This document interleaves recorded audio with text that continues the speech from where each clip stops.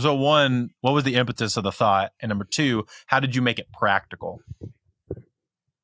So the first thing was, I think we were like a little itchy from COVID shutdown energy, and kind of feeling like you're in LA, but you can't do a lot of the fun stuff in LA. And I've just always, I've always enjoyed these like unique challenges and these unique experiences. I felt like it could be a great way to, in a weird way, force, Michelle and I to create a lot of like really unique memories, and to also have a lot of different experiences instead within making music, as opposed to like going to the same room. People kind of come in, it kind of, every song is totally different, but there's a certain energy to like, oh, now I'm going to a studio I've never been to, or I'm working out of somebody's living room, and there's kind of this fun thrill to that. So that was a lot of the thought.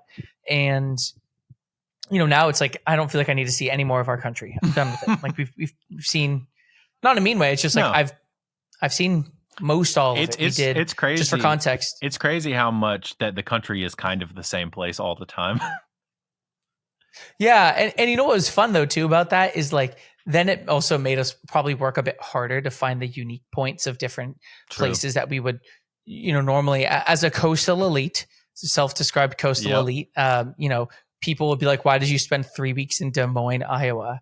And Des Moines kind of slaps. Like it's pretty we found cool, a bunch of great spots. We actually had some like really great dates and outings and exploring that I remember really fondly, but kind of almost, it's the city on the way, and we're going to find great ways to enjoy it. So it was really nice to kind of break out of that bubble for sure.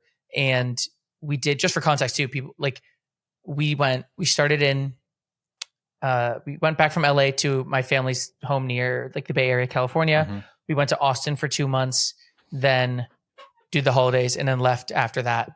And we went down to LA, all the way to North Carolina through that route, then all the way up to Manhattan, Buffalo, New York, and then down to like Chicago, and all the way back up to Vancouver, Canada, and then all the way down to San Francisco. So we literally did the entire, we did a massive, massive reverse rectangle kind of a thing. It was a lot. It was definitely a lot, but I really enjoyed it. And again, just most unique experiences per month by far. Was that road trip for better and for worse. Yeah. Shout out to your now fiance for putting up with you and your crazy antics and your idea. Yeah, Michelle's a real one. Yeah. Shout out to Michelle for not killing you immediately. This is true. But yeah, dude, no, I think so. Practically, how did that work? So like because you were going for songwriting projects, but then you were still mixing at that point primarily as well, right? Everything full production, right?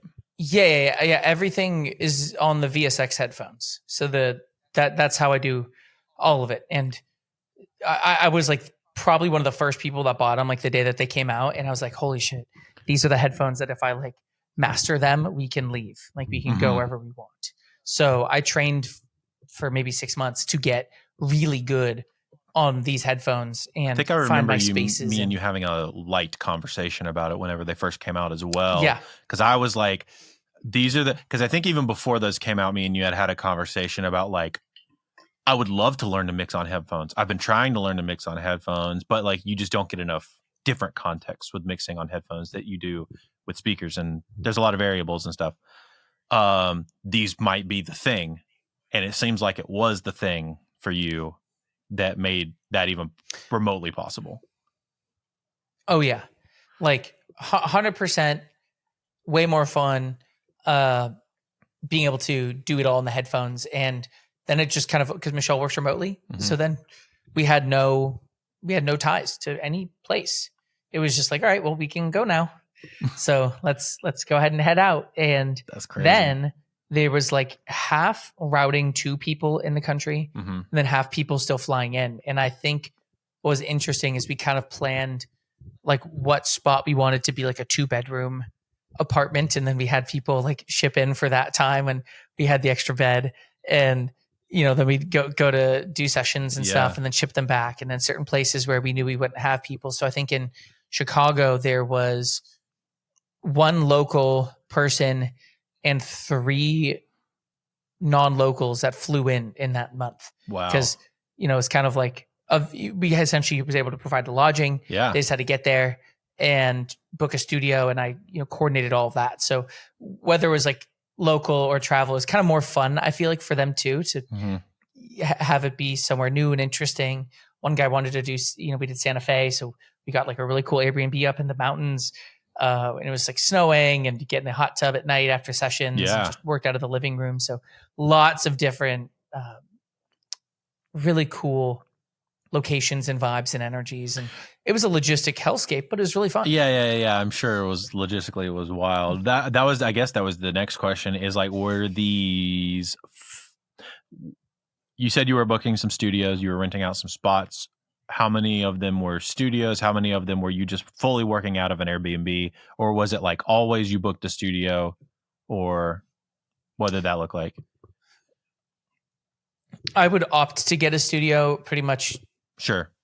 most of the time, budget permitting. Like that's always what I'd rather do. But sometimes, when the truly wanted to go to Santa Fe and do more of a like, nature-based escape. Sure. Then it's like, all right, well, we're doing the Airbnb. So it was just a lot of conversation about that. But I do always prefer having a cleaner, more saturated, nice vocal coming in whenever I can. Yeah. But I certainly won't berate them for wanting to catch a do vibe, some kind of an escape, or being like, catch whatever the vibe is. So maybe 80% studio, 20% out of their home or my home, or somebody's spare space, wherever that ended up being, and setting up a little fort.